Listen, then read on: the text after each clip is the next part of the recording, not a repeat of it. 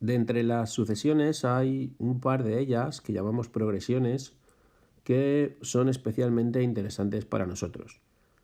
Vamos a ver ahora las primeras, las progresiones aritméticas, que son aquellas sucesiones que se construyen de la siguiente forma. Según vemos aquí, cada término se construye a partir del anterior sumándole una cantidad fija.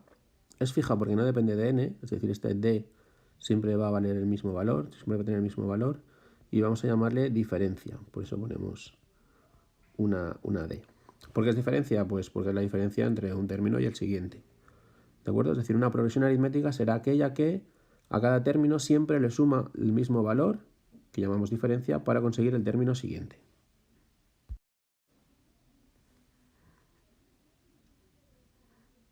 De esta forma, por ejemplo, tenemos esta sucesión que empieza en el número 3, este es el primer término, y luego para conseguir el siguiente le añade 4, para conseguir el siguiente le añade 4, para conseguir el siguiente le añade 4, etc. Y eso ocurre con todos los términos.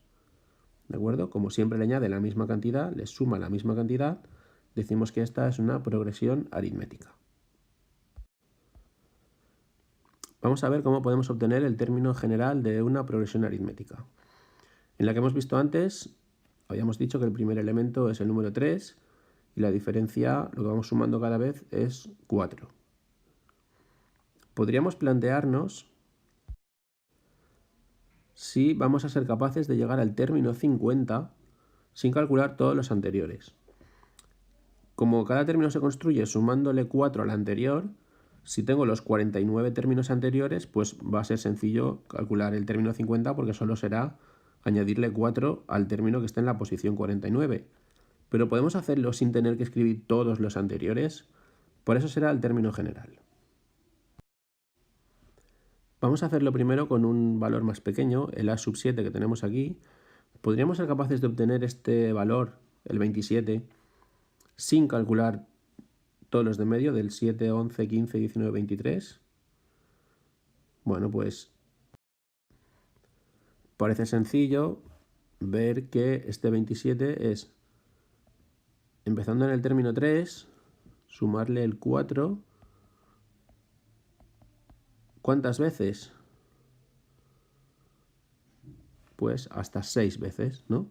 Pues al primer término le sumo la diferencia, lo que voy sumando cada vez, 6 veces. Fijaos, para el término 7, la diferencia la sumo 6 veces. ¿Por qué? Porque digamos que damos 6 saltos desde a sub 1 hasta a sub 7. ¿De acuerdo? Es siempre una menos del subíndice donde quiero calcular su valor. Escrito de otra forma sería así, a sub 1 más 6 por d, en general, con lo cual puedo escribir el término general pues de esta forma. Tendría un término cualquiera, a sub n, lo calcularía como el primer elemento que sumo más la diferencia, ¿cuántas veces? Pues una menos que el subíndice, es decir, n-1. Es lo que hemos hecho antes, para llegar a la posición 7 lo hemos sumado 6 veces, ¿no? Pues para llegar a la posición n lo tenemos que sumar n-1 veces, porque desde a sub 1 hasta a sub n hay n-1 saltos, n-1 veces que lo estoy sumando la cantidad d. Entonces volvemos a la pregunta anterior. ¿Puedo llegar a obtener el término 50 sin calcular los anteriores? Pues aquí lo tenemos. El término 50 sería, empezando en 3, sumarle 49 veces esa diferencia al 4. Si lo calculáis, pues debe dar este valor.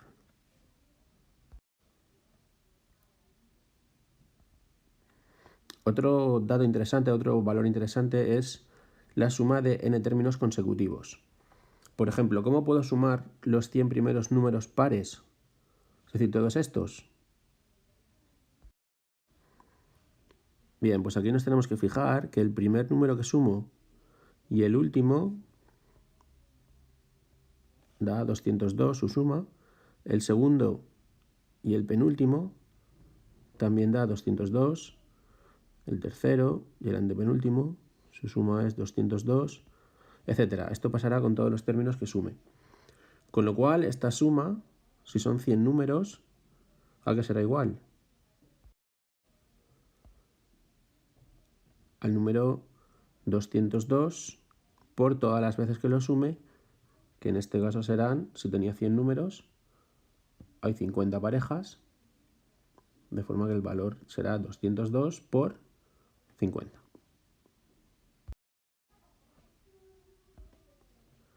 Si lo pensamos en general, pues sería el primer elemento más el último. ¿Cuántas veces? Pues la mitad de datos que tenemos. Es decir, la suma de n términos consecutivos, que la vamos a denotar así, S sub n, sería el primero más el último que quiero sumar, multiplicado por la mitad de los datos, porque los estoy cogiendo con parejas, a parejas. ¿De acuerdo? En nuestro caso, el primero más el último es este 202 y la mitad de los datos sería este 50.